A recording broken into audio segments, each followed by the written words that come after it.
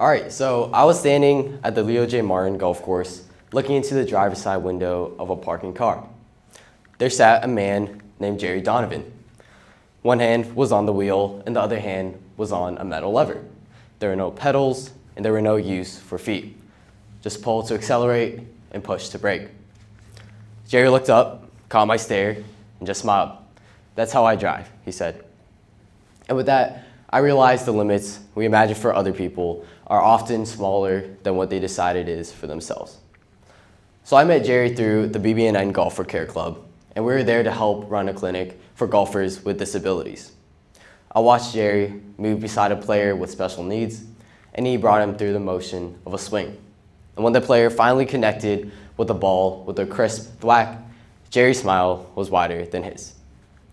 So then it made me wonder, why is he so invested in helping swings? And then I learned his story. So in 1979, Jerry was a hockey player at the Catholic Memorial High School and spent the next 20 years of his life building a career at Boston Gas. But then came 1999, and with 1999, a severe spinal cord injury caused by a car crash.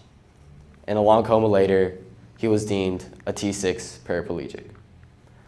In the ER after the accident, Jerry made a promise to God.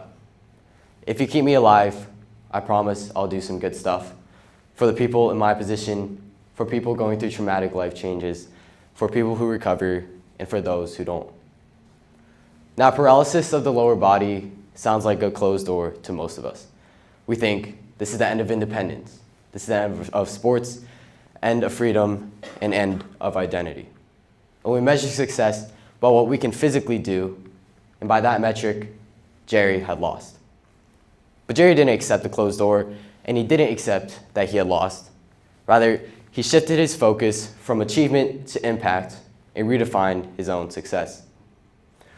Now, despite his injury, Jerry still found a way to continue golfing. Today, Jerry golfs using a Paragolfer, a machine that stands him up so he can still feel the rotation of a full swing.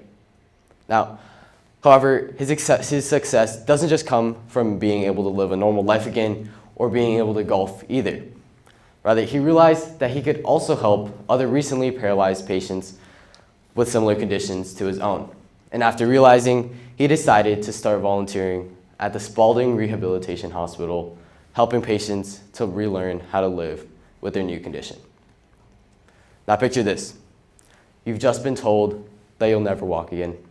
You're staring down a future that is stolen from your control.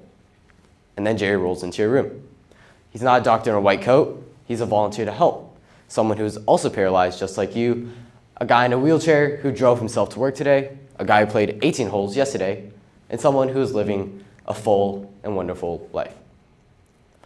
He is the living proof that life doesn't just end after tragedy. Rather, it just requires a different set of goals. Now, before meeting Jerry, I thought success was like a ladder.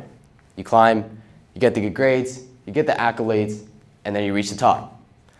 But Jerry taught me that success indeed isn't a ladder. It is never a straight path to the top with set goals and distances, and it isn't defined by how high you can climb. Rather, it is by how many people you can lift while you're at it. Now, Golf for All has 5 core values: compassion, dignity, community, love, and service. Jerry became the person that those values are based on. So success isn't the domination of obstacles, rather the creation of meaning despite them. So when you leave here today, I want you to ask yourself, how am I measuring my drive? Is it by the trophies on my shelf or by the people I've helped? And Jerry said, with a positive attitude, there is no stopping me. And he was right. And if we redefine success the way Jerry does, there is no stopping us either. Thank you.